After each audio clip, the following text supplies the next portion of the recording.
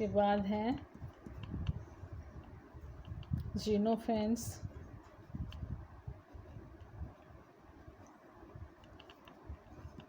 (576 to 480 BC before Christ. इन्होंने ये बताया कि एक समय ऐसा था जब अर्थ पूरी समुद्री पानी के अंदर थी, सी वाटर के अंदर थी, और तब वहाँ पर लाइफ ओरिजिनेट हुई थी। उन्होंने बताया था entire earth was once the entire earth was under sea water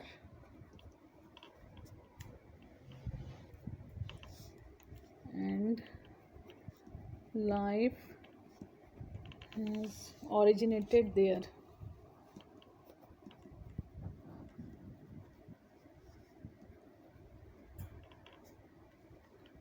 और इन्होंने बताया था जीवाश्मों के बारे में, उन्होंने फॉसिल्स को पहचाना था और उनके बारे में बताया था। इन्होंने बताया कि जो ऑर्गेनिजम्स कभी यहाँ पर रहते थे, उनके अवशेष कभी जीवित थे, उनके अवशेष अर्थ में दबे हुए पाए जाते हैं और वो फॉसिल्स जीवाश्म कहलाते हैं, जीवों के अवशेष पाए जाते हैं। तो इन्होंने फर्स्ट बार फॉसिल्स के बारे में बताया था। अगले ग्रीक इवोल्यूनिस्ट थे एम्पिडोकल्स।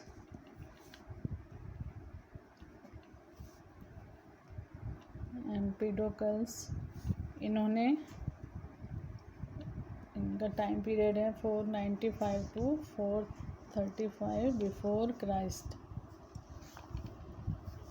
इन्होंने बताया कि लाइफ धीरे धीरे इवॉल्व होती है, धीरे धीरे विकसित होती जाती है और इम्परफेक्ट फॉर्म्स के द्वारा परफेक्ट फॉर्म्स का प्रोडक्शन होता है और इम्परफेक्ट फॉर्म्स परफेक्ट फॉर्म्स के द्वारा ग्रेजुअली रिप्लेस कर दी जाती हैं। और इन्होंने ये भी बताया कि प्लांट लाइफ पहले आई और उसके बाद में एनिमल लाइफ डेवलप हुई। तो इन्होंने कहा कि life evolve gradually imperfect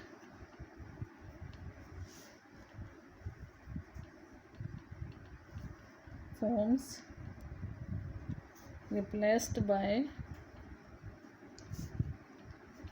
perfect forms,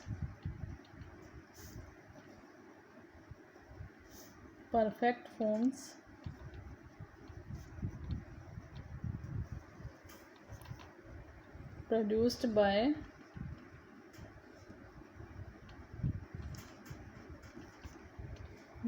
the extinction of imperfect forms।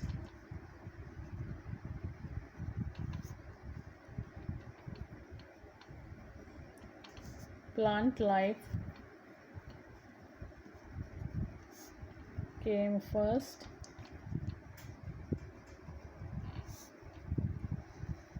and animal life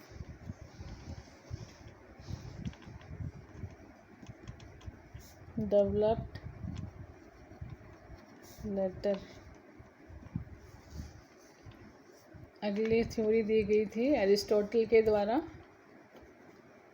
Aristotle 384-322 before Christ.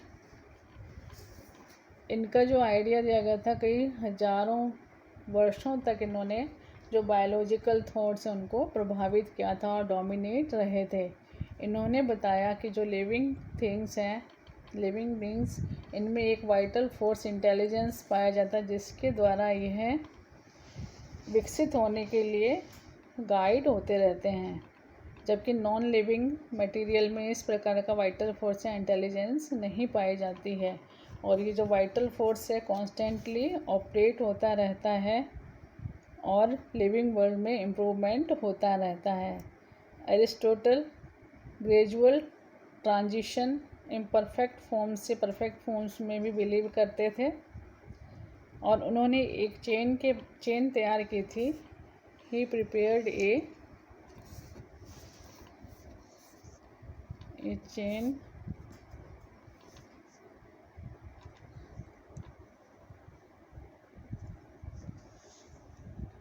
Of beings of nature में जितने जीव जंतु पाए जाते हैं उनके लिए एक चेन तैयार की थी। बाय अरेंजिंग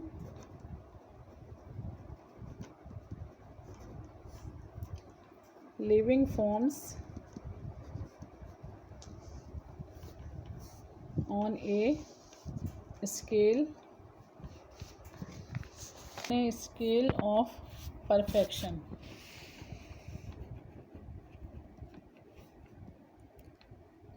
दिस सक्सेशन जो इसमें था range from non living matter through the lower to higher animals and placed man on the top of this chain.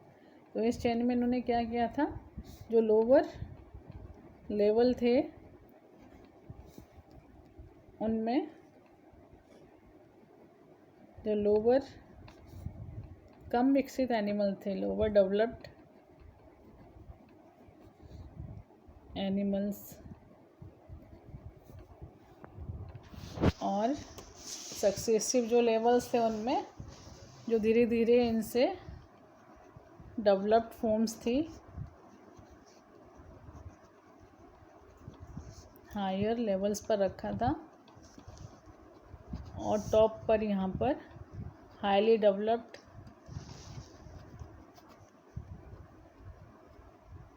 Forms human beings को रखा था। तो एरिस्टोटल ने ये कहा था कि इम्परफेक्ट फॉर्म्स के द्वारा परफेक्ट फॉर्म्स का निर्माण होता है। और उन्होंने एक विकास के लिए जो लिविंग बीइंग्स हैं नेचर में, एक उनके लिए श्रृंखला तैयार की थी जिनमें लिविंग फॉर्म्स के लिए स्केल ऑफ परफेक्शन के आधार पर अरेंज किया था, व्यवस्थित किया था। जो इनके लोअर लेवल थे उसमें कम विकसित एनिमल्स को रखा गया था और हायर लेवल पर जैसे जैसे विकसित हो जा रही थी फॉर्म्स को रखा गया था। और ह्यूमन बींग्स को टॉप पर जो हाईली डेवलप्ड फॉर्म्स वाला लेवल था वहाँ पर रखा था। एरिस्टोटल ने एक बुक भी लिखी थी जिसमें विकास के बारे में, जीवों के विकास के बारे में बताया था, हिस्टोरिया एनिमेलियम। और इन्होंने एक बताया था कि जो लिविंग बींग्स हैं उनमें एक वाइटल फोर्स कार्य करता है और इंटेलिजेंस, जिसके द्वारा ये विकास के लिए हमेशा विकसित होने के लिए प्रेरित होते रहते हैं। ये जो वाइटल फोर्स और इंटेलिजेंस है ये नॉन लिविंग थिंग्स में नहीं पाया जाता है। लिविंग बींग्स में वाइटल फोर्स और इंटेलिजेंस कार्य करता है जिसके द्वारा लगातार जो वर्ल्ड है वो इम्प्रूव होता जाता है, वर्ल्ड में इम्प्रूवमेंट होता रहता है। अगली थ्योरी दी गई थी ग्रीक इवोल्यूशनिस्ट एपिक्यूरस के द्वारा। Epicurus 342-271 before Christ BC। इनका मानना था कि वर्म्स और कई और एनिमल्स जब सॉइल और मैन्योर इन पर जब सन और रेन की मॉइस्ट वार्मथ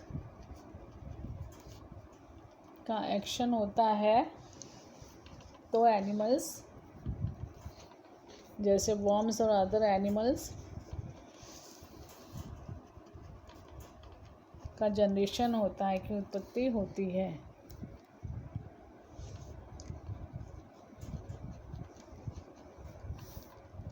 एपिक्यूरस का मानना था कि जब सॉइल या मैन्योर पर सन और रेन की मॉइस्चर या वार्मथ का प्रभाव पड़ता है तो उसके द्वारा वर्म्स या अदर एनिमल्स की उत्पत्ति होती है।